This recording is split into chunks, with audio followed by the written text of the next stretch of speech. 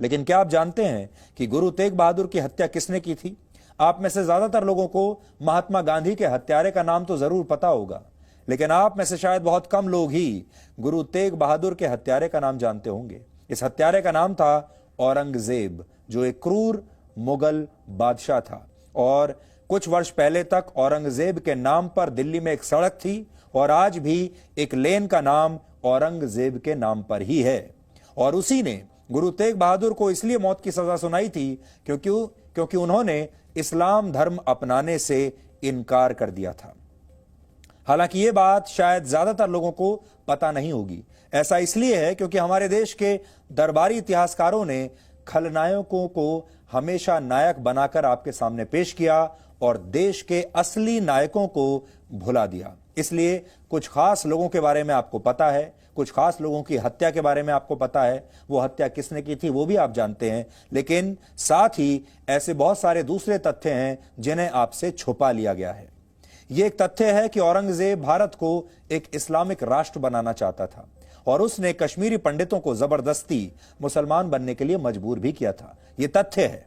तब कश्मीरी पंडितों ने गुरु तेग बहादुर से मदद मांगी थी और गुरु तेग बहादुर ने उन्हें सुरक्षा का पूरा भरोसा दिया था। इस पर औरंगजेब ने गुरु तेग बहादुर को बंदी बना लिया और तरह तरह की यातनाएं दी। उनके शिष्यों को उनके सामने ही जिंदा जला दिया गया। गुरु तेग बहादुर को इस्लाम अपनाने के लिए कहा गया और गुरु तेग बहादुर ने जब इनकार कर दिया तो औरंगजेब ने उनका सिर कटवा दिया। और इसी बलिदान की याद में हर वर्ष शहीदी दिवस मनाया जाता है।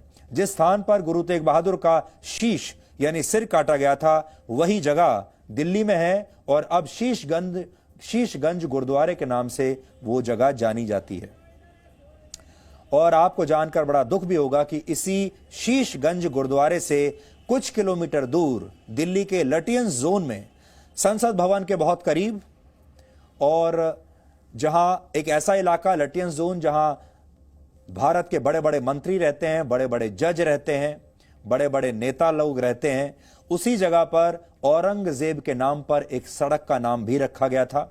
अब कुछ वर्ष पहले उसे हटा दिया गया है, लेकिन औरंगजेब की जो सड़क थी जो उनके नाम पर, उसे तो हटा दिया गया, लेकिन आज भी इसी स्थान पर एक लेन है जिसका नाम औरंगजेब लेन है और उसी लेन की तस्वीर हम आपको दिखा रहे हैं। ये आज भी ऐसे ही मौजूद है और यह जगह शीशगंज गुरुद्वारे से कुछ ही किलोमीटर दूर है। लगभग 350 वर्ष पहले धर्म की रक्षा के लिए दिए गए इस बलिदान के बारे में शायद आपको भी पूरी जानकारी नहीं होगी। गुरु तेग बहादुर कोई राजा नहीं थे। वो चाहते तो कश्मीरी पंडितों की मदद करने से इनकार भी कर सकते थे और अपनी जान बचा सकते थे, पर उन्होंने धर्म का मार्ग चुना क्योंकि उनका उपदेश था धर्म का मार्ग सत्य और विजय का मार्ग है। शहीदों की इसी परंपरा पर हमारे देश को गर्व है और होना भी चाहिए। हमें अपने असली नायकों को पहचानना चाहिए और उन्हीं का सम्मान करना चाहिए। यूनिवर्सिटी ऑफ कैलिफोर्निया में इतिहास के प्रोफेसर डॉक्टर नोएल किंग ने कहा था कि गुरु तेग बहादुर की शहादत दुनिया में मानव अधिकारों की रक्षा के लिए दिया गया पहला बलिदान था। अब आप सोचिए कि भारत में ही सिख धर्म की शुरुआत हुई और यहीं से इस धर्म को मानने वाले पूरी दुनिया में गए। हालांकि यहां के दरबारी इतिहासकारों ने गुरु तेग बहादुर की शहादत को भुला दिया, लेकिन सिख धर्म पर रिसर्च करने वाले अमेरिका के एक प्रोफेसर को उनके बारे में पूरी जानकारी थी और उन्होंने सब कुछ याद भी रखा। लेकिन गुरु तेग बहादुर सिखों के अकेले ऐसे गुरु नहीं थे जिनकी हत्या किसी क्रूर मुगल बादशाह के इशारे पर की गई हो। वर्ष 1606 में सिख धर्म के 5वें गुरु अर्जन देव सिंह जी की हत्या मुगल बादशाह जहांगीर के इशारे पर की गई थी। जहांगीर वो क्रूर शासक था जिसे हमारे देश के दरबारी इतिहासकारों ने बहुत धर्मनिरपेक्ष और दूसरे धर्मों का सम्मान करने वाला एक शासक बताया था। उसे बेहद न्यायप्रिय बताया गया। लेकिन सच यह है कि उस समय के मुगल शासक सिख धर्म के प्रसार से बहुत परेशान थे और वो जानते थे कि उनके लिए सिखों को हराना कितना मुश्किल है। इसलिए मुगलों ने सिख धर्म के गुरुओं की हत्या करवाना शुरू कर दिया था। गुरु तेग बहादुर के पुत्र और सिखों के अंतिम और 10वें गुरु गोविंद सिंह भी मुगलों के खिलाफ उन्होंने भी लंबी लड़ाई लड़ी। लोगों की रक्षा के लिए गुरु गोविंद सिंह जी मुगलों और उनके सहयोगियों से लगभग 14 बार लड़े।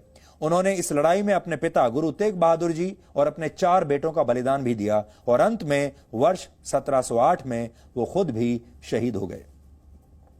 इसी दौरान एक समय ऐसा भी आया जब मुगलों की सेना ने एक साथ 7,000 सिखों का नरसंहार कर दिया था। उस समय लाहौर का एक गवर्नर हुआ करता था जिसका नाम था जकरिया खान बहादुर। जकरिया खान ने आदेश दिया था कि जो भी व्यक्ति किसी सिख का सिर कलम करेगा उसे बड़ा इनाम दिया जाएगा।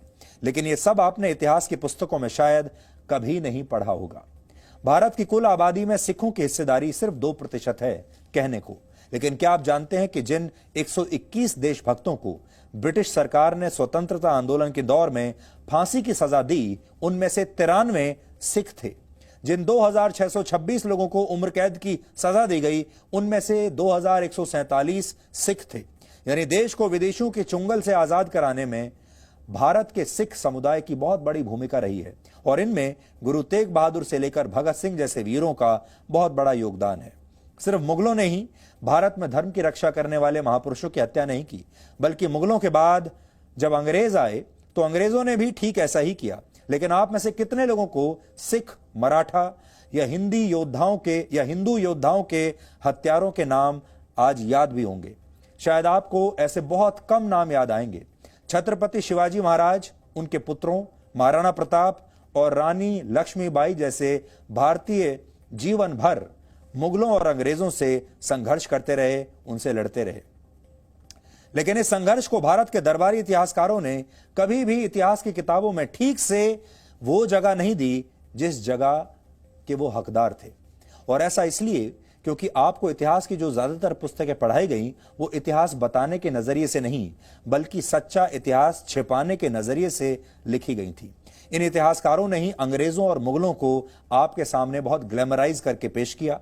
और आज इस देश का दुर्भाग्य है कि भारत के शहीदों के साथ साथ लोगों का खून बहाने वाले अंग्रेजों और मुगलों की याद में बनाई गई सड़कें और स्मारक आज भी आप सबके सामने मौजूद हैं और आप दिन रात उनका नाम भी लेते हैं। सोचिए, सब देखकर देश के लिए बलिदान देने वाले वीरों और वीरांगनाओं की आत्मा आज कितनी दुखी होती होगी।